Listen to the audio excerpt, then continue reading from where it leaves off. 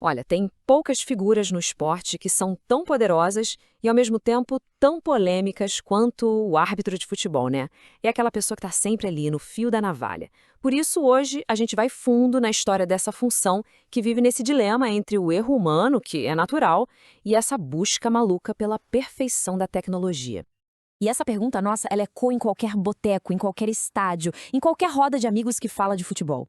E para quem é apaixonado mesmo, a resposta é óbvia, né? É um sonoro sim. Pensa bem, um apito, um único gesto, uma decisão ali, em uma fração de segundo, pode simplesmente definir um campeonato inteiro. Pode criar um herói ou um vilão e gerar aquelas discussões que, nossa, duram anos, décadas.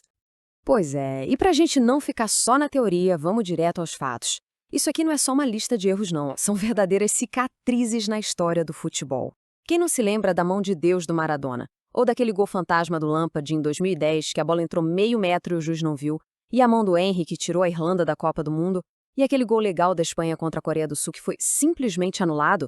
Cada um desses lances, cada um deles, mostra o tamanho do estrago que uma decisão errada pode fazer.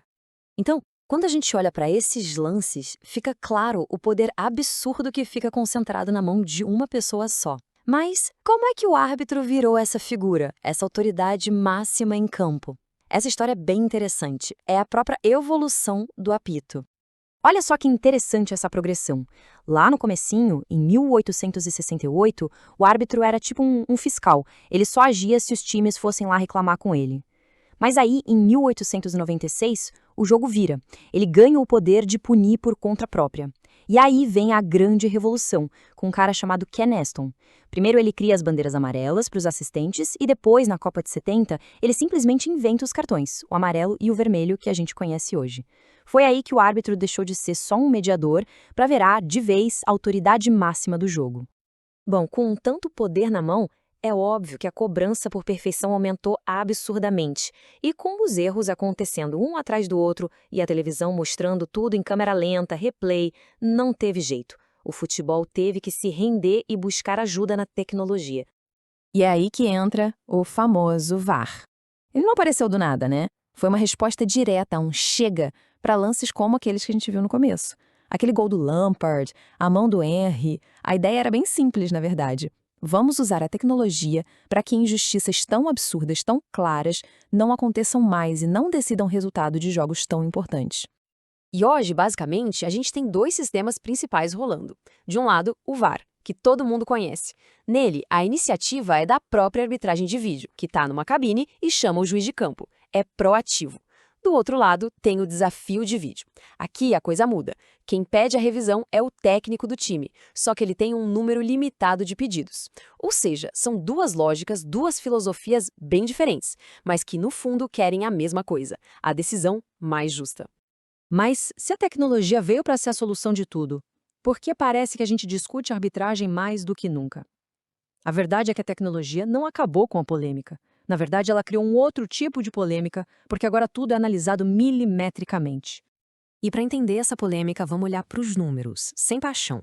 Esse aqui é um ranking do saldo de decisões do VAR no Brasileirão, de acordo com o GE. Globo. Olha só, de um lado o Vasco, com um saldo positivo de 8 decisões. Lá na outra ponta, o Corinthians, com um saldo negativo de 9. Agora, o ponto aqui não há dizer quem está certo ou errado. O ponto é que esses números mostram exatamente por que o debate é tão inflamado. Eles viram combustível para cada torcida criar sua própria narrativa, seja de que foi ajudado ou prejudicado. E tem vezes que a discussão sai do campo do foi erro ou foi acerto e entra num território muito mais perigoso, o da suspeita, da desconfiança. E para falar disso, não tem exemplo mais emblemático do que o caso Amarília. Vamos voltar para 2013. Oitavas de final da Libertadores. Corinthians, o atual campeão do mundo, contra o Boca Juniors. O Corinthians eliminado num jogo com erros assim bizarros do árbitro Carlos Amarília. Passam-se alguns anos e aí o escândalo explode. Vazam escutas telefônicas de Julio Grondona, o chefão do futebol argentino na época, que davam a entender que a escolha do Amarília para aquele jogo não foi um simples sorteio. Foi uma escolha a dedo para ajudar o Boca. Isso, claro, destruiu a confiança no sistema. E essa frase do jornalista argentino que vazou os áudios é perfeita. Ele diz que o Amarília deveria procurar um psiquiatra. É uma ironia, claro, mas que mostra o tamanho da revolta. Ele tá dizendo que ou o cara era maluco pra errar tanto, ou era mal intencionado. E o ponto é esse: o dano à credibilidade de todo o sistema vai muito, muito além de um simples erro dentro de campo. Então tá, se nem a tecnologia resolve tudo e a confiança está abalada, para onde a gente vai? Qual é o futuro da arbitragem?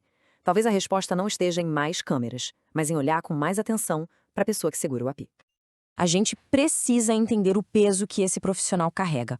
O árbitro é basicamente o para-raios da frustração de milhões de torcedores. E essa raiva toda, muitas vezes, extrapola o campo e sobra para quem não tem nada a ver, principalmente a família. O xingamento para a mãe do juiz virou um clássico infeliz, um símbolo dessa pressão que é, francamente, desumana. O primeiro passo para resolver é humanizar essa figura. É exatamente por isso que a solução não pode ser só botar mais tecnologia. Colocar mais câmeras, mais sensores, sem melhorar a condição de trabalho, o preparo de quem opera tudo isso, é como tratar só a febre e não a infecção. É atacar o sintoma e não a causa do problema. Então, o que os especialistas sugerem? O caminho parece passar por 4 pontos principais. Primeiro, profissionalização de verdade, com salário digno, contrato, condições de trabalho. Segundo, investimento pesado em treinamento o tempo todo. Não é só fazer um curso e pronto. Terceiro, transparência. Criar um sistema claro de avaliação em que os melhores sobem e quem erra demais é afastado para treinar mais. E por último, abrir a cabeça. Trazer gente de fora a fazer intercâmbio com as melhores arbitragens do mundo para aprender. E no fim, a gente volta para a pergunta central, né? Para ter um futebol mais justo, o que é mais importante? Ter uma tecnologia cada vez mais perfeita ou ter seres humanos mais bem preparados, mais bem capacitados e mais protegidos? Talvez a resposta não seja nenhuma coisa nem outra. Talvez seja encontrar um equilíbrio perfeito entre os dois. A discussão, com certeza, está longe de terminar.